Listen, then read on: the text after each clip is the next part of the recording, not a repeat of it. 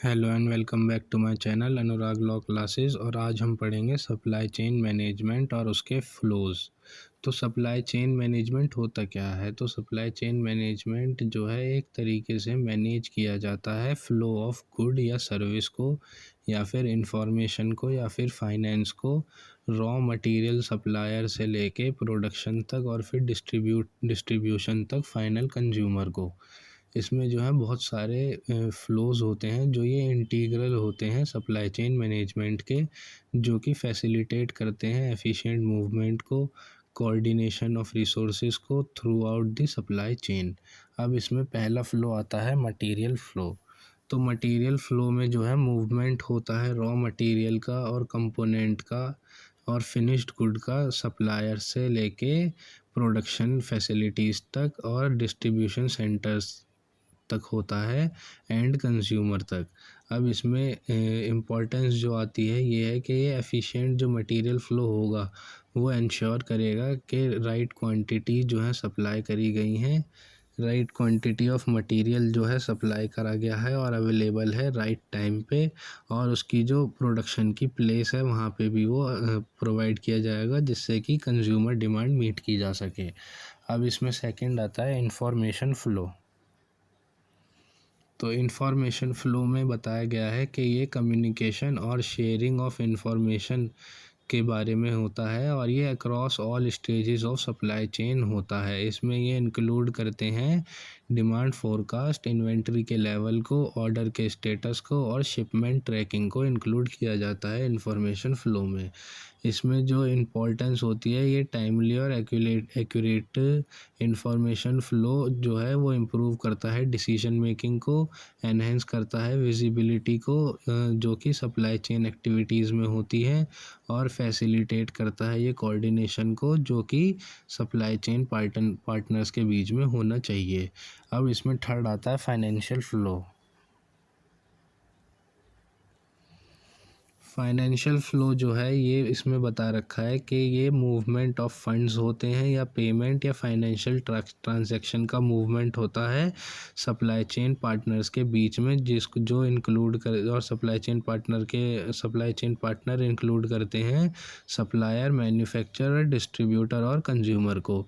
अब इसमें नेक्स्ट आता है इसकी इम्पोर्टेंस। तो इसमें एफिशिएंट फाइनेंशियल फ़्लो जो है ये इंश्योर करता है कि टाइमली पेमेंट्स हों और मैनेज करता है कैश फ्लो को, और ये सपोर्ट करता है फाइनेंशियल प्लानिंग को और रिस्क मैनेजमेंट को सप्लाई चेन के अंदर।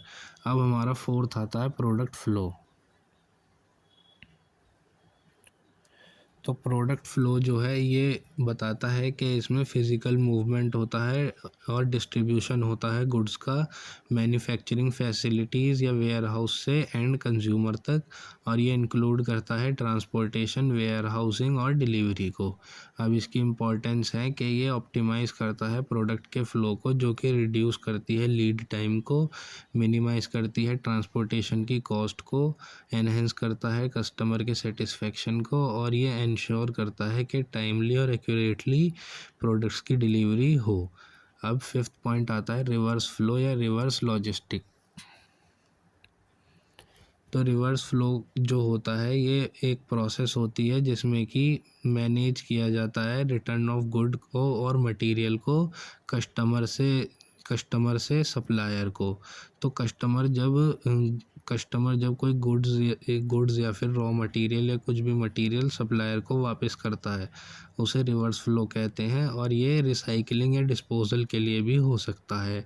इसकी इम्पोर्टेंस आती है कि जब इफ़ेक्टिव रिवर्स लॉजिस्टिक इस्तेमाल किया जाता है तो ये प्रोडक्ट के रिटर्न को, रिपेयर को और रिसीविंग और डिस्पोजल की वजह से होता है, और ये रिपेयर, रिसाइकलिंग, डिस्पोजल की वजह से होता है, और ये मिनिमाइज़ करता है वेस्ट को और रिकवर करता है वैल्यू को जो कि रिटर्न प्रोडक्ट्स में से मिलती है, और ये एनवायरमेंटल सस्टेनेबिलिटी गोल के लिए भी अच्छा होता है।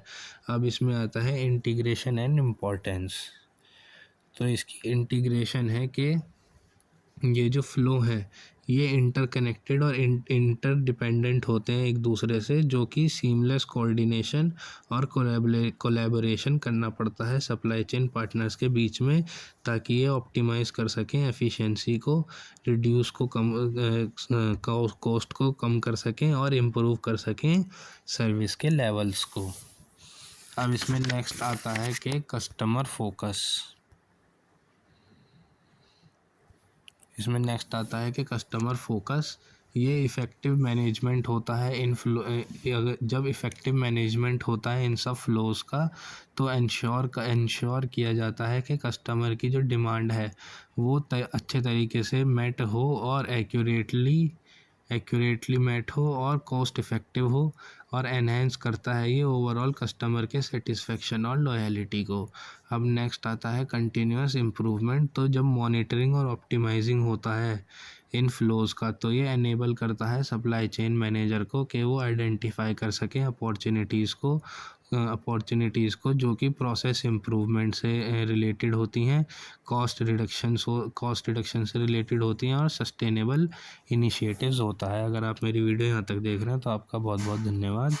चैनल को सब्सक्राइब कीजिए, वीडियो को लाइक कीजिए। Thank you.